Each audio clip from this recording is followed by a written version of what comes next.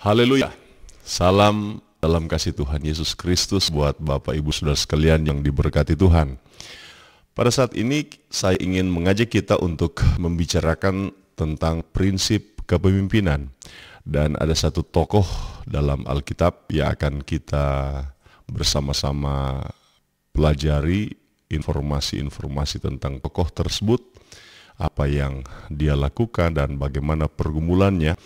Dan dari tokoh tersebut kita bisa mendapatkan prinsip-prinsip kepemimpinan yang bisa diaplikasikan dalam tugas dan tanggung jawab kepemimpinan di masa kini. Dan tokoh yang saya maksudkan ialah Nehemia. Dalam video pembelajaran ini ada 4 hal yang akan saya sampaikan, yaitu yang pertama tentang profil Nehemia, yang kedua tentang panggilan Nehemia, yang ketiga, tantangan kepemimpinan yang dihadapi atau dialami oleh Nehemia. Dan yang keempat adalah prinsip keberhasilan sekaligus menjadi prinsip kepemimpinan dari Nehemia yang bisa kita aplikasikan dalam kehidupan pelayanan di masa kini. Dan saya akan mulai dengan mengajak kita untuk melihat siapakah Nehemia atau profil Nehemia. Nehemia adalah sebuah nama yang lazim di kalangan orang Israel, di kalangan orang Ibrani, dengan arti Tuhan yang menghibur, dari kata Nekhem Yaw, artinya Tuhan yang menghibur. Dan dalam kitab Nehemia pasal 1 ayat 11 disebutkan bahwa Nehemia adalah seorang juru minuman di Raja Artasasta di kerajaan Babilonia. Demikian, ya Tuhan, berilah telinga kepada doa hamba-Mu ini dan kepada doa hamba-hamba-Mu yang rela takut akan nama-Mu, dan biarlah hamba-Mu berhasil hari ini mendapat belas kasihan dari orang ini.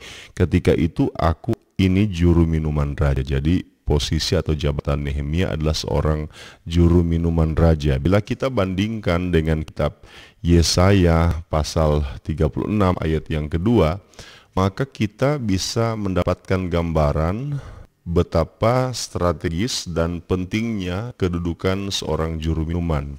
Jadi seorang juru minuman itu adalah orang kepercayaan raja.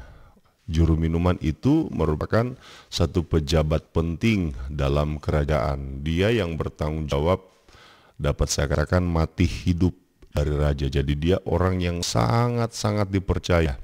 Dan memang saudara-saudara, kalau memperhatikan informasi ini, maka menjadi sebuah pertanyaan, bagaimana mungkin Nehemia, orang Yahudi, bisa dipercaya oleh Raja Artasasta? Bagaimana mungkin Nehemia ini bukan orang Babel, dia bukan asli Babel, tetapi bisa dipercaya oleh Raja Artasasta menjadi juru minuman? Artinya Nehemia ini berhasil membuktikan integritasnya di hadapan raja. Nehemia ini berhasil membuktikan bahwa dia adalah orang yang dapat dipercaya, sehingga dia akhirnya menjadi seorang juru minuman raja. Dan saya katakan tadi, jabatannya strategis. Dia bisa menjadi utusan, dia bisa menjadi perwakilan raja ketika menghadapi kerajaan-kerajaan yang lain. Itu jabatan dari Nehemia.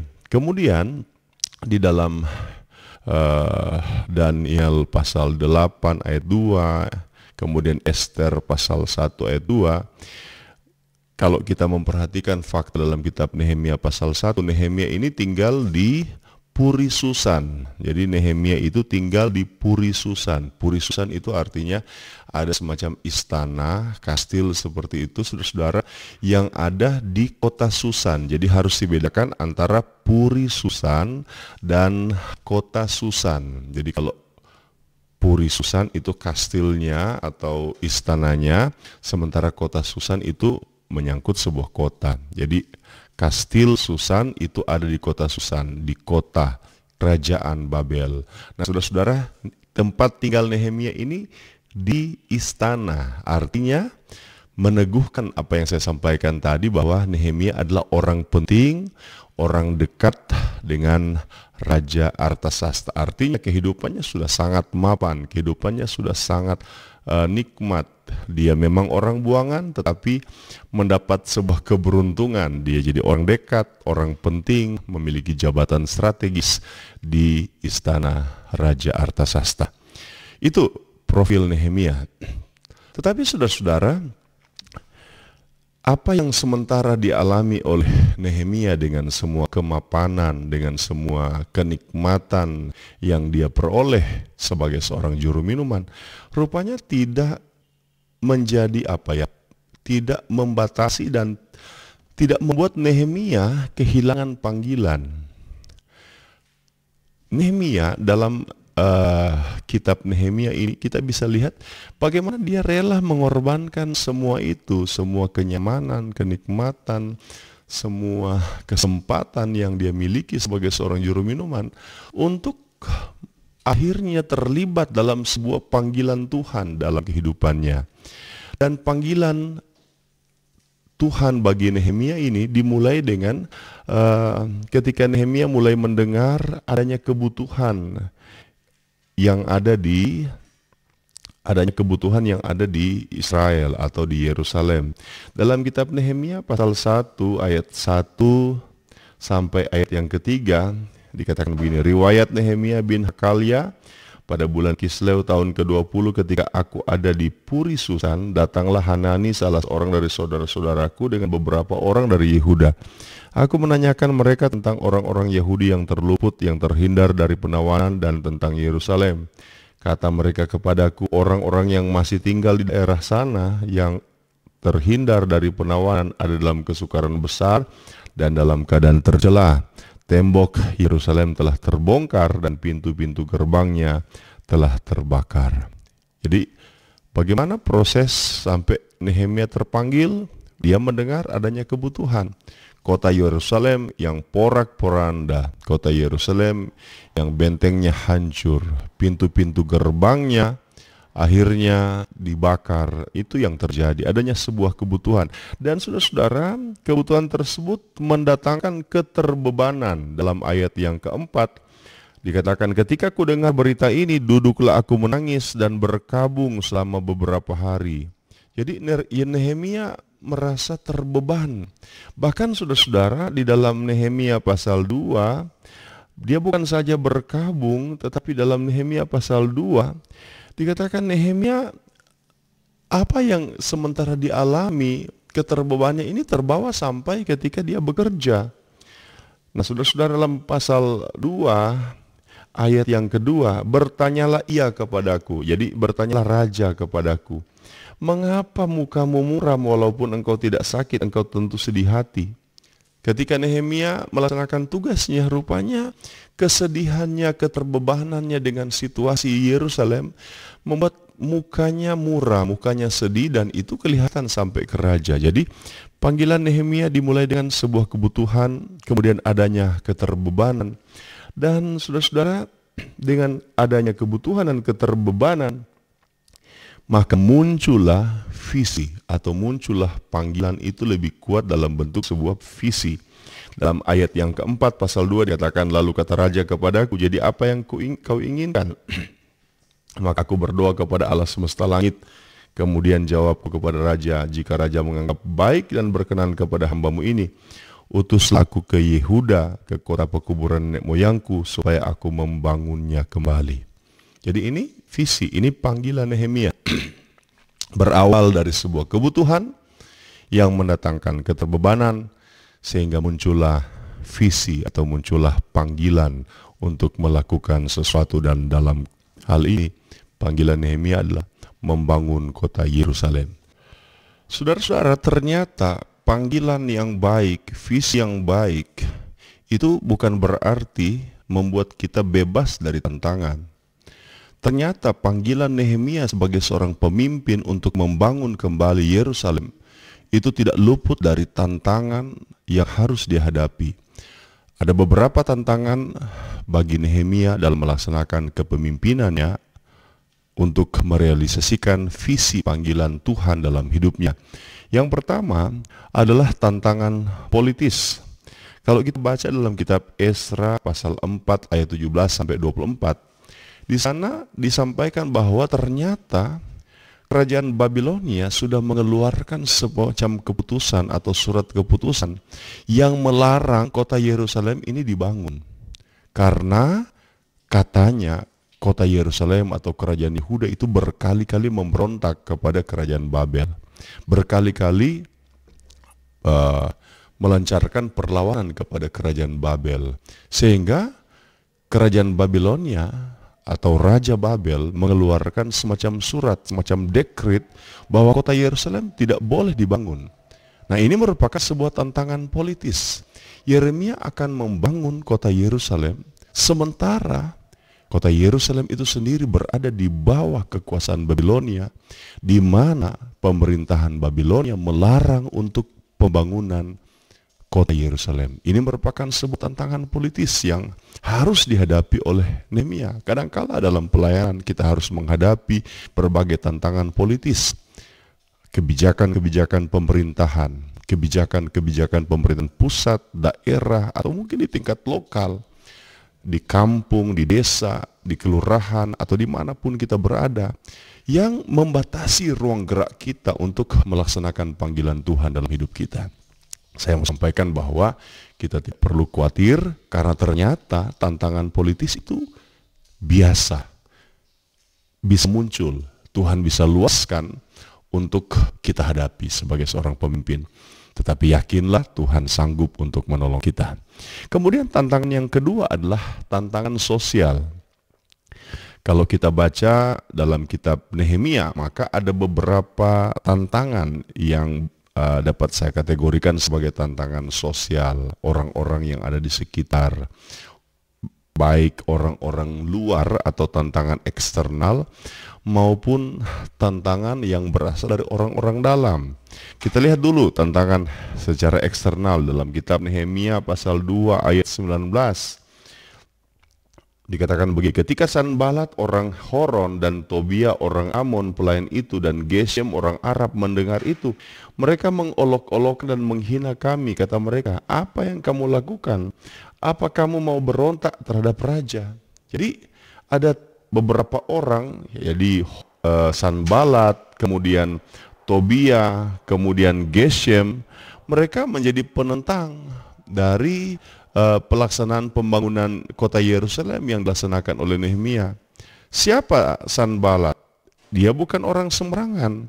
Dia menurut Papirus Elefantin, dia adalah bekas gubernur Samaria. Jadi saudara-saudara, dia punya posisi, dia seorang gubernur Samaria. Kemudian dia selain gubernur Samaria, dia ternyata adalah besan dari imam besar Eliasib. Hal itu ditulis dalam kitab Nehemia pasal 13 ayat 28. Jadi dia adalah besan imam besar Eliasib. Jadi ini bukan orang sembarang. Besan dari imam besar kan hanya satu. Jadi saudara-saudara, dia adalah besan imam besar Eliasib. Kemudian orang yang kedua yang menentang Nehemia dari luar, yaitu Tobia. Dia orang Amon. Nah, Tobia ini juga bukan orang sembarang. Kalau kita baca dalam Nehemia pasal 6 ayat 18, kemudian Nehemia pasal 3 ayat 30, pasal 8 ayat 4, ternyata Tobia orang Amon ini adalah besan dari pemimpin Mesulam. Jadi dia adalah besan dari seorang pemimpin di Yerusalem. Dan ternyata dia adalah menantu dari Sekhania. Siapa Sekhania? Sekhania itu adalah seorang imam terpandang. Kita bisa baca itu dalam kitab Nehemia pasal 12 ayat 3. Jadi Tobia meskipun orang Amon, tetapi dia besan dari pemimpin Israel namanya Mesulam. Dan dia adalah menantu dari seorang imam terpandang namanya Sekhania. Kemudian ada tantangan eksternal lain dari orang di luar orang Yahudi yang bernama Geshem. Dia orang Arab. Dia orang Arab. Dan ternyata dia adalah seorang pemimpin suku-suku Arab Utara. Jadi dia yang memimpin ini Arab pada waktu itu, banyak suku-sukunya dan tersebar sebagai masyarakat yang tinggal di gurun.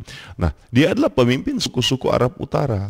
Dan ternyata kalau kita baca di kitab Nehemia pasal 6 ayat 6, dia memiliki hubungan yang baik dengan raja-raja Persia. Dia punya hubungan baik dengan Raja Babel. Jadi saudara-saudara, ini tantangan sosial eksternal, adanya penentang-penentang dari luar seperti Sanballat, Tobia, dan Geshem. Saudara-saudara, ini mengajarkan kepada kita bahwa kita sebagai pemimpin harus siap dengan menghadapi tantangan-tantangan, menghadapi hambatan-hambatan dari pihak eksternal. Sementara saudara-saudara, dari pihak internal, ternyata Nehemia juga menghadapi tantangan. Apa tantangannya? Yang pertama, tantangannya adalah karena ternyata masyarakat Israel ini terikat dengan penentang-penentang tadi. Terikat. Jadi semacam ada konspirasi, kalau kita baca Nehemia pasal 6 ayat 17 dan 19, saudara-saudara.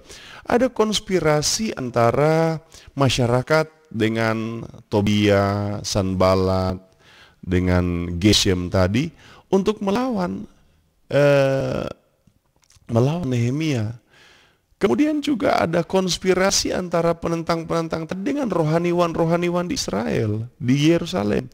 Nehemia pasal 6 ayat 10 sampai 14, pasal 13 ayat 4 sampai 8. Jadi saudara-saudara, orang luar berkonspirasi dengan masyarakat, khususnya dengan pemimpin-pemimpin dan juga rohaniwan untuk menghadapi Nehemia. Tentunya ini merupakan sebuah pukulan yang sangat keras kepada Nehemia. Nehemia jauh-jauh tinggalkan Puri Susan yang nyaman, jabatannya yang strategis, jabatannya yang nikmat, kehidupannya yang mapan, untuk membangun kota Yerusalem. Sampai di Yerusalem, dia harus menghadapi orang-orang luar yang tidak senang. Tetapi ternyata masyarakat kota Yerusalem, pemimpin rohaniwan yang terpandang berkonspirasi dengan penentang-penentang untuk melawan Nehemia. Ini merupakan sesuatu yang sangat menyakitkan hati. Tetapi Nehemia harus menghadapi semua itu. Tantangan dari dalam juga kita bisa melihat di dalam kitab Nehemia pasal 4 ayat yang ke-10. Dalam kitab Nehemia pasal 4 yang ke-10. Sementara mereka membangun kota Yerusalem, mereka harus menghadapi kelelahan. Jadi orang-orang yang membangun kota Yerusalem mengeluh, mereka sudah lelah, pekerjaan masih banyak, puing masih banyak, sementara mereka sudah kelelahan. Kemudian di dalam kitab Nehemia pasal 5 kita bisa lihat Nehemia juga harus menghadapi dengan mentalitas dan perilaku korup dari para pemimpin yang ingin ambil keuntungan, menyengsarakan rakyat, menyengsarakan masyarakat, menyengsarakan orang-orang Lewi, pemimpin-pemimpin yang korup, pemimpin-pemimpin yang ingin senangnya sendiri. Dan ketika Nehemia masuk, Nehemia harus bentrok dengan mereka. Karena apa? Karena mereka terganggu kenyamanan mereka. Mereka terbiasa mendatangkan keuntungan untuk diri mereka sendiri. Ketika Nehemia masuk, mereka terganggu. Nehemia ingin sesuatu yang benar. Nehemia seorang idealis. Saudara-saudara, ketika kita menjadi seorang pemimpin yang idealis, maka siap-siaplah kita akan berbenturan dengan banyak orang yang terganggu kenyamanan mereka karena perilaku mereka yang menyimpang. Nah, kita perlu kebesaran hati, kita perlu keteguhan hati. Tantangan berikutnya yaitu tantangan geografis atau tantangan alam. Nehemia akan bangun kota Yerusalem, padahal kotanya ini besar dan luas. Kita bisa lihat di dalam kitab Nehemia pasal 4 ayat 19, Nehemia pasal 7 ayat 4. Kota Yerusalem itu besar. Nah, Nehemia akan bangun benteng mengelilingi kota Yerusalem yang besar. Ini bukan hanya pagar rumah. Ini bukan hanya pagar gedung, saudara-saudara.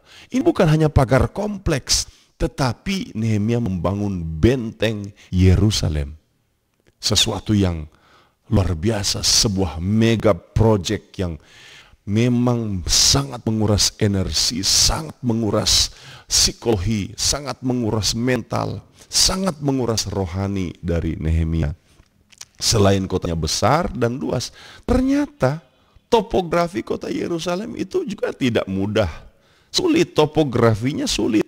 Karena kota Yerusalem terletak di punggung bukit pegunungan Yehuda, di mana jalan masuk ke kota Yerusalem itu hanya dari sebelah utara. Mengapa hanya dari sebelah utara? Karena ternyata kota ini dibatasi oleh 3 lembah, yaitu lembah Kidron, lembah Hinom, dan lembah Tiropon. Di mana lembah-lembah ini membuat topografi kota Yerusalem itu Ini banyak jurangnya. Jadi saudara bisa bayangkan bangun benteng di mana kota tersebut luas, besar, dan bukan rata, tetapi banyak jurang berlekak-leku, ada gunung, ada jurang, ada lembah. Dan ini saudara-saudara merupakan sebuah tantangan yang tidak mudah harus dihadapi oleh Nehemia. Tetapi Alkitab mengatakan bahwa, kitab Nehemia mengatakan bahwa akhirnya kota Yerusalem, benteng Yerusalem berhasil dibangun oleh Nehemia. Sekarang jadi pertanyaan, apa yang menjadi rahasia? Apa yang menjadi prinsip keberhasilan dari Nehemia sebagai seorang pemimpin dalam melaksanakan visi Tuhan, dalam melaksanakan panggilan Tuhan bagi kehidupannya? Ada beberapa prinsip, ada beberapa kunci keberhasilan yang menjadi prinsip kepemimpinan yang penting untuk kita pelajari. Yang pertama, untuk bisa berhasil jadi seorang pemimpin dalam melaksanakan visi Tuhan, maka kita harus bergantung pada kemurahan Tuhan. Kitab Nehemia pasal 2 ayat 8, kitab Nehemia pasal 2 ayat 18, pasal 6 ayat 16 memberikan kepada kita satu pemahaman tentang betapa Nehemia ini sangat bergantung pada kemurahan Tuhan, bergantung pada pertolongan Tuhan. Saya baca satu ayat saja ya. Dalam Nehemia pasal 2 ayat 8, pula sepucuk surat bagi Asaf pengawas taman raja supaya dia memberikan aku kayu untuk memasang balok-balok pada pintu-pintu gerbang di benteng bait suci, untuk tembok kota dan untuk rumah yang akan kudiami. Dan raja mengabulkan permintaanku itu karena tangan Allahku yang murah melindungi aku. Jadi saudara-saudara, ada banyak hal yang harus Nehemia hadapi. Tetapi prinsip pertama, Nehemia bergantung pada kemurahan hati Tuhan. Saudara-saudara, kita tidak bisa bergantung pada kemurahan hati orang. Kita tidak bisa bergantung pada situasi, kondisi di sekitar kita. Kita memang memerlukan bantuan orang, kita memerlukan bantuan alam, kita memerlukan fasilitas, situasi, kondisi di sekitar kita seharusnya mensupport kita. Tetapi kita tidak bisa bergantung kepada mereka. Kita hanya bisa bergantung kepada Dia pribadi yang bisa mengendalikan orang. Dia pribadi yang adalah Tuhan bagi alam semesta, bagi semua sumber daya. Kita bergantung kepada pribadi itu, pribadi Tuhan yang penuh dengan kemurahan hati. Yang kedua, prinsip yang kedua, yaitu Nehemia membangun spiritualitasnya dengan baik. Di dalam kitab Nehemia pasal 1 ayat 4, Nehemia pasal 2 ayat 4, Nehemia pasal 4 ayat 9. Nehemia menghadapi segala sesuatu dengan doa puasa. Saudara-saudara, ini indahnya Nehemia memberikan contoh kepada kita. Dia seorang pejabat. Dia seorang juru minuman kerajaan. Dia sudah lama kerja di istana kafir. Tetapi dia tidak kehilangan kebiasaannya untuk doa dan puasa.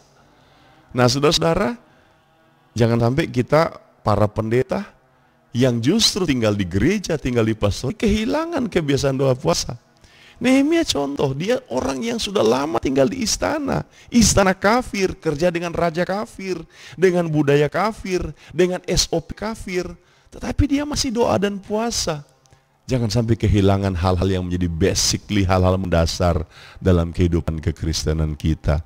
Doa dan puasa menjadi salah satu kunci dari keberhasilan pemimpin. Kemudian Nehemia membangun integritasnya. Dia tidak setuju dengan praktek-praktek yang korup. Dia tidak setuju dengan orang-orang yang mau menguntungkan diri sendiri, egois.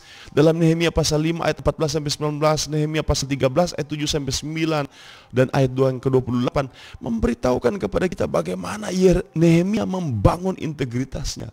Artinya saudara-saudara, prinsip keberhasilan yang kedua adalah seorang pemimpin harus menjaga dan mengembangkan spiritualitasnya. Kemudian yang ketiga, prinsip keberhasilan seorang pemimpin, khususnya kita pelajari dari Nehemia, yaitu Nehemia ini adalah seorang yang memiliki kesiapan atau memiliki antisipasi. Dia adalah seorang yang antisipatif. Coba kita lihat dalam kitab Nehemia pasal 2. Nehemia pasal 2 ayat 3 sampai ayat yang ke-9. Dikatakan begini. Ayat 2 saya baca. Bertanyalah ia atau raja kepada Nehemia, "Mengapa mukamu muram walaupun engkau tidak sakit? Engkau tentu sedih hati." Lalu aku menjadi sangat takut. Jawabku kepada raja, "Hiduplah raja untuk selamanya. Bagaimana mukaku tidak akan muram kalau kota tempat pekuburan nenek moyangku telah menjadi runtuhan dan pintu-pintu gerbangnya habis dimakan api?" Lalu kata raja kepadaku, "Jadi apa yang kau inginkan?" Maka aku berdoa kepada Allah semesta alam. Raja tergugah dengan sikap Nehemia. "Kenapa orang kepercayaan saya ini sedih?" Raja bertanya, "Apa yang menjadi penyebab sehingga engkau sedih?" Nehemia kemudian katakan situasi yang ada di Yerusalem. Nehemia kemudian ditanya lagi raja, "Apa yang kau inginkan?" Nehemia berdoa, dan sesudah dia berdoa, dalam ayat yang kelima kita bisa melihat bagaimana kesiapan Nehemia menghadapi situasi ini. Jawabku kepada raja, "Jika raja menganggap baik dan berkenan kepada hambamu ini, utuslah aku ke Yehuda, ke kota pekuburan nenek moyangku, supaya aku membangunnya kembali." Lalu bertanyalah raja kepadaku sedang permaisuri duduk di sampingnya, "Berapa lama engkau dalam perjalanan dan bilakah engkau kembali?" Dan raja berkenan mengutus aku, sudah aku menyebut suatu jangka waktu kepadanya. Berkatalah aku kepada raja, "Jika raja menganggap baik, berikan aku surat-surat bagi bupati-bupati daerah seberang sungai Yordan, sungai Efrat, supaya mereka membolehkan aku lalu sampai aku tiba di Yehuda. Pula sepucuk surat bagi Asaf, pengawas taman raja, supaya dia memberikan aku kayu untuk memasang balok-balok pada pintu-pintu gerbang di benteng bait suci, untuk tembok kota dan untuk rumah yang akan kudami." Dan raja mengabulkan permintaanku itu karena tangan Allahku yang murah melindungi aku. Nehemia, saudara-saudara, ketika raja tanya, maka saya sudah perhatikan ada 3 hal yang sudah direncanakan, sudah disiapkan oleh Nehemia. Pertama, masalah waktu. Kapan kamu pulang? Berapa lama kamu bangun benteng Yerusalem? Nehemia bisa memberikan waktu. Ini berarti ada perencanaan. Sebab salah satu unsur dari perencanaan kan saudara ialah waktu, timeline. Jadi saudara, Nehemia punya waktu. Dia sudah rencanakan berapa waktu yang akan dia perlukan. Kemudian Nehemia sudah pikirkan, ini kalau saya pergi ke Yerusalem, saya pasti akan dihambat oleh bupati-bupati. Mereka akan bertanya ini itu, dan saya perlu rekomendasi raja. Jadi dia minta rekomendasi raja.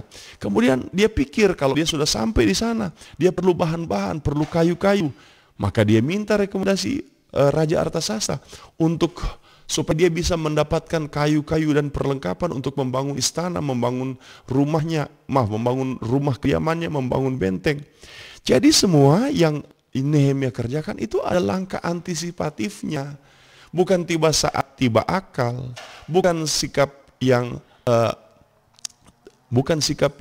tiba-tiba saja muncul pemikiran, ide lalu dikerjakan.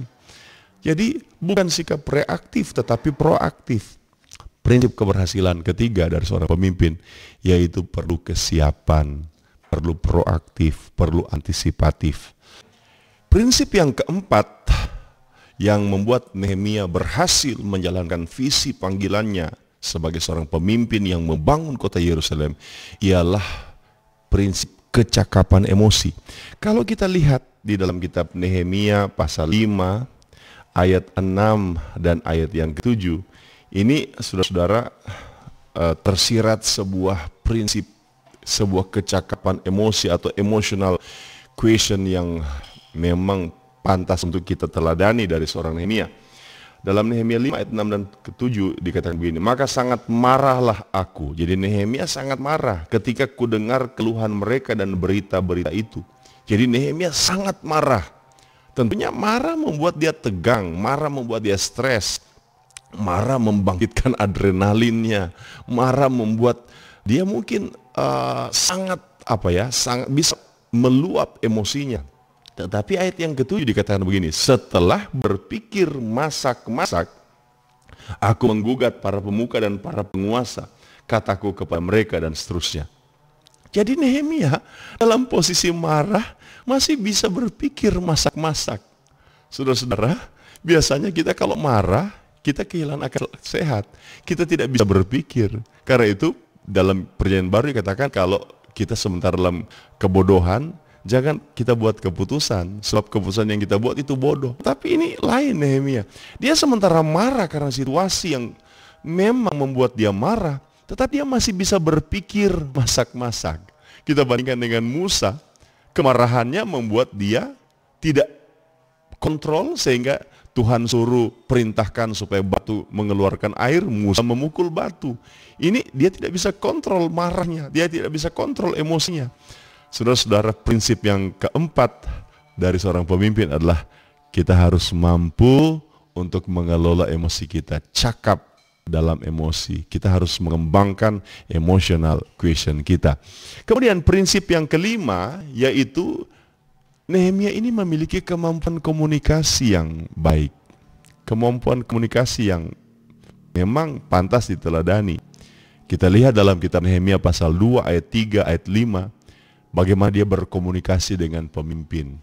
Bagaimana dia berkomunikasi dengan Raja Artasasta. Nah, ini pemimpinnya, ini bosnya. Dia juru minuman. Dan Raja Artasasta ini raja dia, pemimpin dia.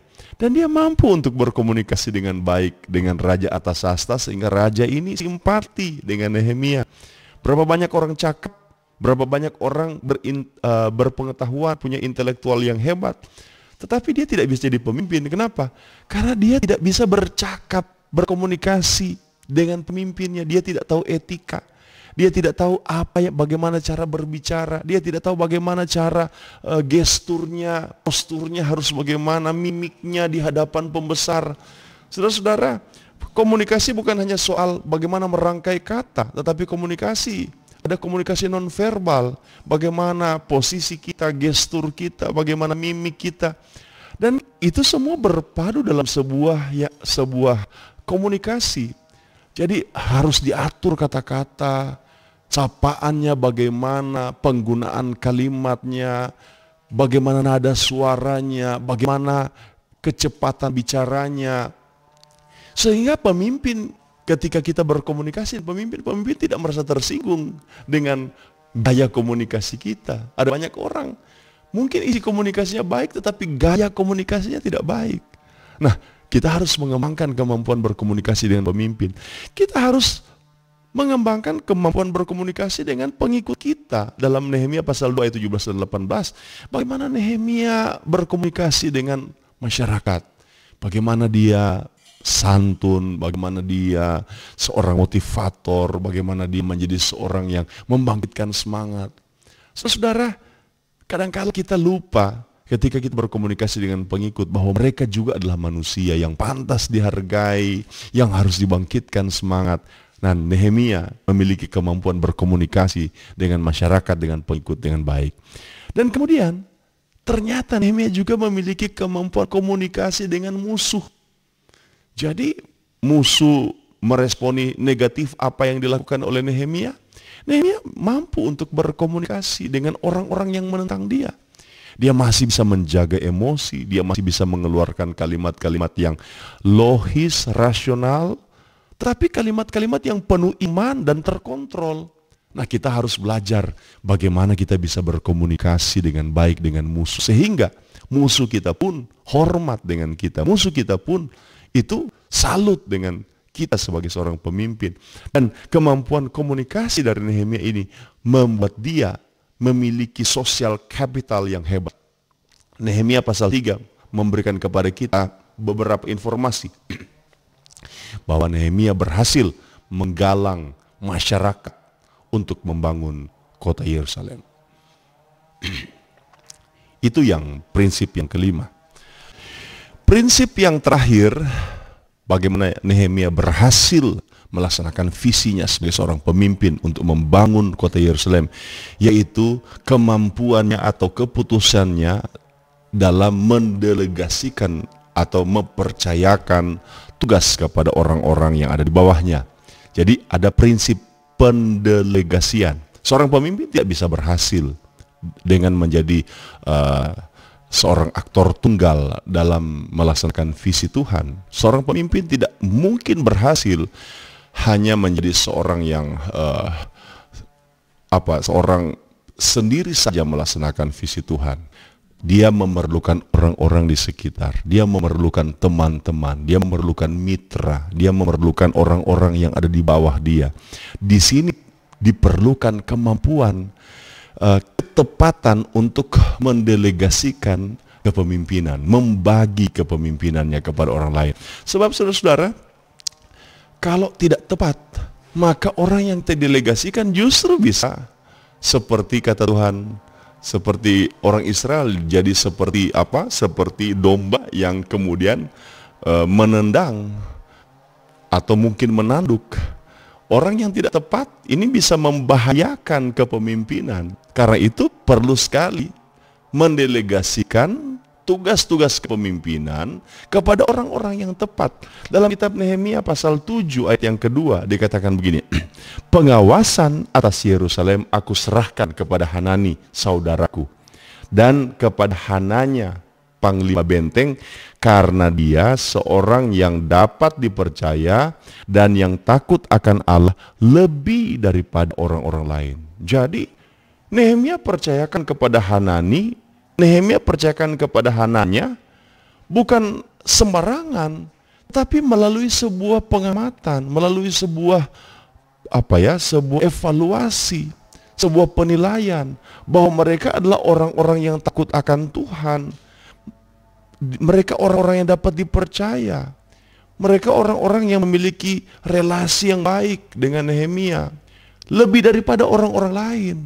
Jadi saudara-saudara, Nehemia tidak sembarang mendelegasikan kepercayaan dalam kepemimpinan. Dia pilih orang yang tepat, dia delegasikan. Dan menurut saya itu merupakan salah satu prinsip penting dalam sebuah kepemimpinan. Kepemimpinan yang baik adalah kepemimpinan yang mendelegasikan wewenang kepada orang-orang yang dapat dipercaya. Jadi saudara-saudara, ada 6 prinsip keberhasilan sebagai seorang pemimpin dari Nehemia. Kita bisa pelajari, kita bisa aplikasikan untuk kehidupan kita sekarang. Yaitu yang pertama, seorang pemimpin harus bergantung pada kemurahan Allah. Seorang pemimpin yang kedua harus mengembangkan spiritualitasnya. Yang ketiga, seorang pemimpin adalah seorang yang antisipatif, proaktif, memiliki kesiapan untuk menghadapi berbagai hal. Yang keempat, seorang pemimpin harus mengembangkan emotional quotient atau kecakapan emosi. Seorang pemimpin yang kelima harus mengembangkan kemampuan berkomunikasi dengan semua kalangan, ke atas, ke bawah, ke samping, baik teman-teman, mitra maupun kepada musuh sekalipun. Dan yang keenam, seorang pemimpin harus memiliki kepekaan serta kemampuan untuk mendelegasikan kepemimpinan kepada orang-orang yang tepat, orang-orang yang dapat dipercaya, dan orang-orang yang betul-betul memiliki kerohanian yang baik. Demikian prinsip-prinsip kepemimpinan yang bisa kita pelajari dari Nehemia. Kiranya bisa memberkati kita semua. Tuhan Yesus memberkati. Salam.